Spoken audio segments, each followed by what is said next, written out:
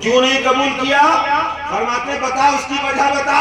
کہا وجہ یہ ہے کہ میں جب جوان تھا نا، جوانی کے نشے میں چور تھا نا، میں اس وقت نشہ کیا کرتا تھا۔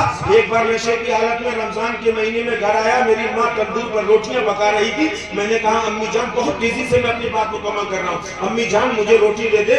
ماں نے کہا بیٹا رمضان کے مہینے کا پاس ہے۔ میں نے غصے میں ماں کو ہاتھ لگا دیا، میری ماں تندور میں گر گئی، مجھے لوگوں نے اٹھا کر بند کر دیا۔ صبح ہوا تو معلوم پڑا کہ میری ماں کا انتقال ہو گیا تھا اور میری ماں کو دفنا دیا گیا۔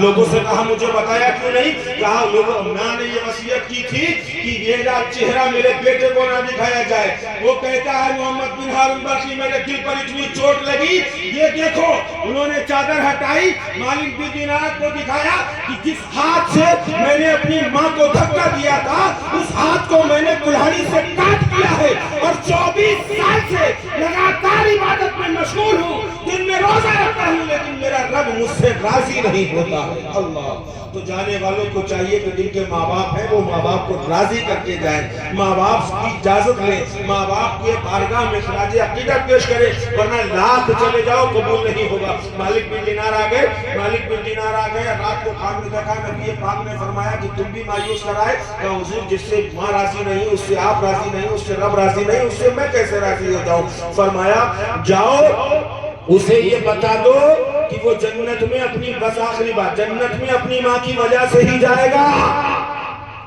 وہ کیسے؟ اگر بات اچھی لگے پورن پور کے غیور مسلمانوں تو خاموش نہ رہنا، ماں تو ماں ہوتی ہے۔ جب بروز قیامت نفسا نفسی کا عالم ہوگا، ماں مقدمہ پیش کر دے گی، مولا اس نے مجھے تندور میں دھکا دیا تھا۔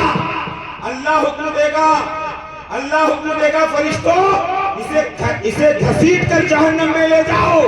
جب وہ بچے کو گھسیٹ کر جہنم میں لے جاتے ہوں گے، وہ بچہ اپنی ماں کی طرف مڑ مڑ کر دیکھ رہا ہوگا، ماں یہ مجھے جہنم میں لے جا رہے ہیں، ماں 24 سال میں رب کی عبادت میں مشغول رہا، ماں تیری محبت میں میں نے اپنا ہاتھ بھی کاٹ دیا، ماں مجھے یہ جہنم کی آگ میں چلائیں گے۔ ماں تو ماں ہوتی ہے، ماں کا کلیجہ بھرائے گا، میدان محشر میں اعلان کر دے گی، اے مولا میں اپنے بچے سے راضی ہو گئی، تو بھی اس سے راضی ہو گئی۔ میں اپنے بچے سے راضی ہو گئی، تو بھی اس سے راضی ہو جا۔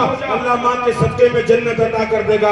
اے نوجوانوں جن کی مائیں ہیں نا، ان کی چوٹیوں کو اپنے سروں کا تاج بنا لو، یقیناً تمہارے حوادث سے زمانہ کچھ نہیں بگاڑ سکتی۔ مدینے کا سفر تمہیں بھی ہو ہمیں بھی ہو، اللہ کی بارگاہ میں دعا ہے کہ وہ وقت ضرور آئے جب ہم سب مدینے کے مسافر ہوں، اور جو یہ جا رہے ہیں اللہ ان کے سفر کو اپنی بارگاہ میں قبول عطا فرمائے۔ جن کی زندہ ہے ماں باپ وہ ابھی سے ان کی خیر خواہی کرے، مرنے کے بعد قیامت سے پہلے یہ چہرے دیکھنا نصیب نہ ہوگے۔ میرے عزیزوں ان کی خدمتیں کر لو، دنیا بھی کما لو اور آخرت بھی کما لو۔ اللہ ہمیں اور آپ کو عمل کرنے کی توفیق عطا فرمائے، آمین اللہم آمین۔ استغفر اللہ ربی من کل ذنب واتوب الیہ۔ السلام علیکم۔